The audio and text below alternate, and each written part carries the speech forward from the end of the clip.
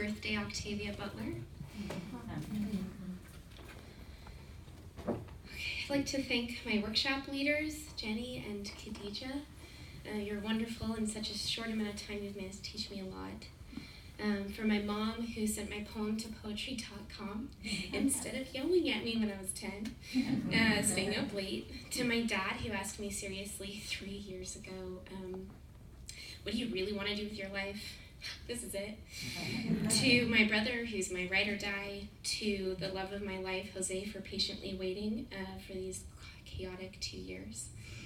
And finally, to my fellow students, because together we are going to change the world. Richard Garcia was my first mentor, and he taught me quite a lot about forms, concrete nouns, and how we all have mentors here and also from the past. There is a great haikuist, Isa, and this is his haiku.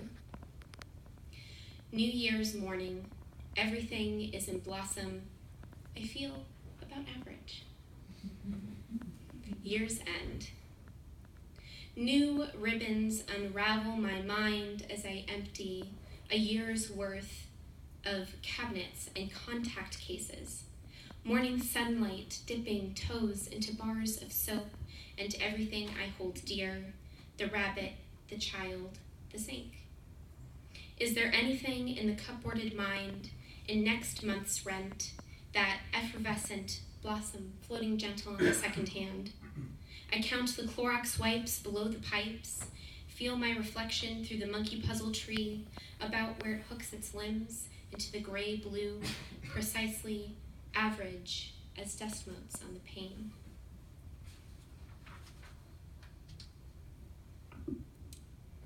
I've had to commute a lot for work. This is from that. Thunder. Across my windshield, the car wash is done. Autumn, veil of dust wet on Santa Maria, CA Highway 101. North at 4 p.m. My car laps air. I can smell the vent. Petrichor trapped on glass. Needles, projected water divots my face, divots my hands in shadow, becoming fog noon, imminent headlights, silhouettes of exit signs, like safari camels.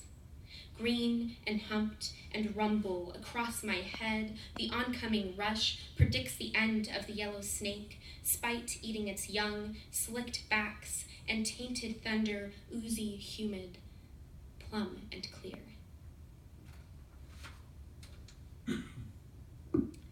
I'd like to thank Victoria. Her poetry has taught me a lot about enjambments and how they propel your poem forward. She's taught me how to complicate my poems, and she's challenged me through this final semester. Thank you. One day at the office.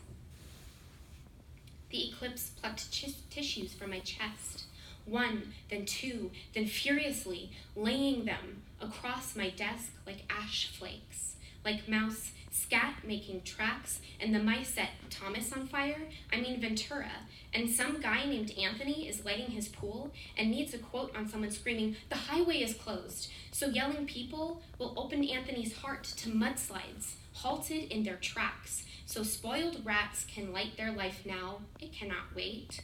And once I was trying to schedule 1 day a week, but poetry got in the way because I had to count the mouse tracks, fracturing light from the moon, which ruined the retinas of Anthony, who can no longer see the sun back into view, or humanity because they are covered in mud and set on fire.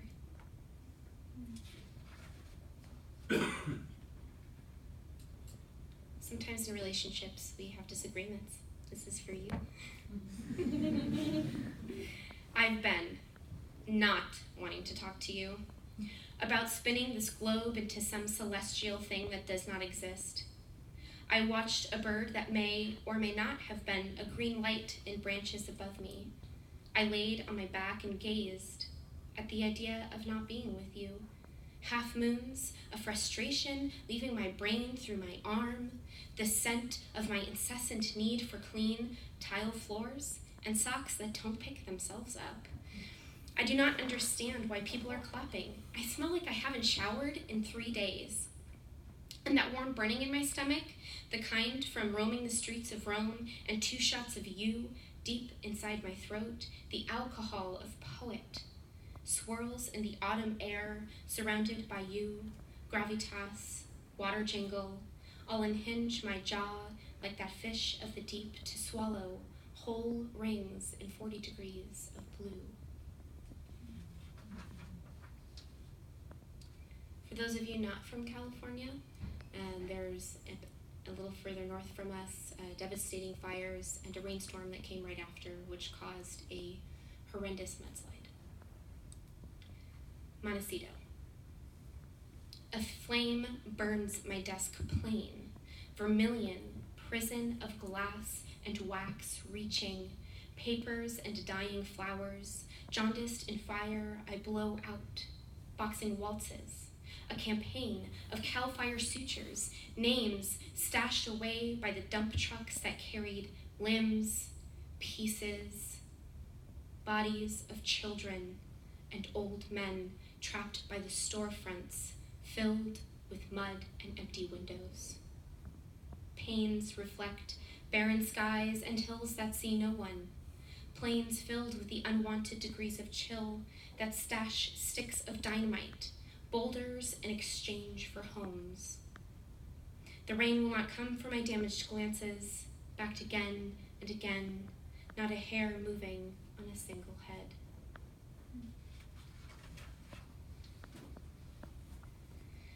I'd like to thank Carol Potter. She patiently edited my critical paper 4 times, which I think is unprecedented, and she's given me immense guidance and patience and the prompt that I wrote this poem. Thanks, Carol. Objurgation. Objurgation is a rabbit. Red eyes flash in the dark, highlighted in the moon, beams tinkle and brush against its nose, hairs and taste of objurgation, Enoch of Santa Maria. Objurgation is a dare, wind blowing through trees, only the bees are aware this winter. If objurgation is present, then it is not there.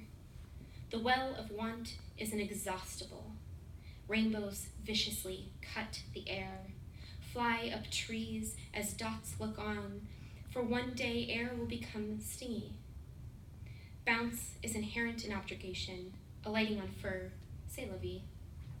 Objurgation walks along the pier, licks its paw, and cleans its ears.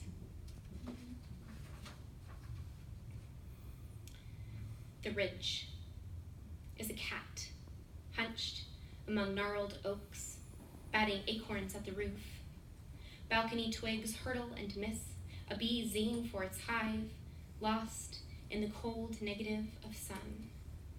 The ridge's tail twitches tongue baths of dusk and dust, licking the back of the buzz, acorns pounding the deck, wooden cat slats choked on vines and the dreams of errant bees. Une fois de plus.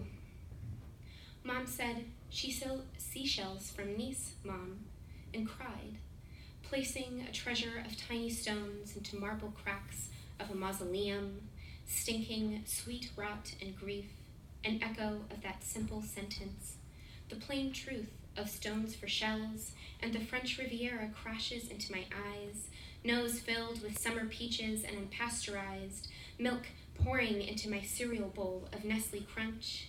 Nana's lists of adventures for the day filter through blinds flung open by sunlight. My gasp brings pale wavers of December glinting back, tears into my mother's back, my hand bracing her shoulder, assailed by the weight of her heart again. How to paint a picture with water.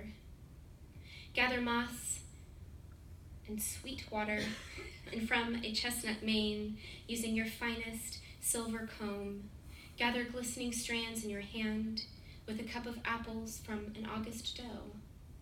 Assemble your easel from a Sunday willow. Fill your canvas with air. Rustle leaves to stroke the page. Watch out for gnats, the bullfrog's baritone song, echoing in blue-ridged shadows, and face the beagle's yawn. don't know if Gary Phillips is out here in the audience, but yeah, there he is. Gary, thank you so much for reading my sociopathic serial killer story and taking this little baby fiction writer and being so patient and sticking with me. This poem's for you. The Carpenter's Tomb. Garnets purled into the silver buckets, ringing from his chest cavity, the ivory of a single rib pressing gold into leather. Pine boards creak, words etching pages, witnesses queuing with garlands of eyes. Ocean deep eyes plumb the joists and studs, a solid frame of life, Victorian in design. He stands 6'2", with 11 pints of blue, blood in his broad-shouldered veins, intricate carvings, working in beams of pine. I'm sorry, Jenny, it's contrapuntal. Garnets purled into ocean-deep eyes, the silver buckets plumb the joists and studs, ringing from his chest cavity a solid frame of life, the ivory of a single rib, Victorian in design. Pressing gold into leather, he stands 6'2". Pine boards creak with 11 pints of blue, words etching pages, blood in his broad-shouldered veins, witnesses queuing, intricate carvings with garlands of eyes, working in beams of pine. That was one of his victims.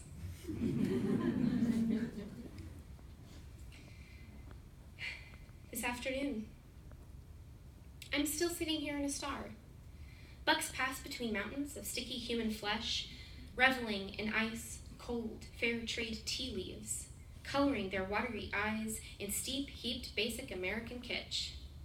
Where is that beautiful Maltese kitsch, lying in heat, panting out star-heaving breaths, beleaguered up steep trails in the sky, traversing mountains of pain to be close to the master who leaves her every day for another? Ice. America out of the conversation. Ice dripping down its spine.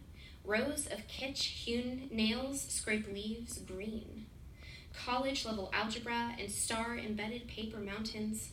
$1.20 in dimes too steep to stretch that book. Steep that syllable through ice cream clouds. Mountains suffocate trauma-pounded kitsch and caffeine dust swept into a star-shaped hideaway bed, and leaves, markings in the eaves of leaves. Her footsteps leave steep puddles behind, gathering star-shot, sparkling ice water, floating inside kitsch. Grab me those mountains, with both fists in mountains of shame, and send them flying like leaves in a hurricane of little kitsch frostbites. Claim steep incomes of ice forming on your forehead. Starfish climb star-black mountains, their way ice-crested, and one leaves behind the steep inheritance of kitsch. Steps. This poem is for Kate. She is my little guardian angel, my cheerleader. She has been through every homework assignment, and all you students know how bad those are. And she's fallen asleep to every craft book I've ever read. And I would not be here today without her. So thank you, Kate. Steps. As she walks ahead of me, I watch my stepdaughter. Her leg grown crooked like mine, though she is not biologically like mine.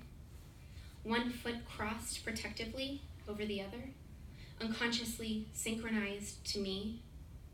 And I don't know what it means to be a stepmother anymore. My pelvis did not expand, it was my heart. My chest cavity splayed open for her love.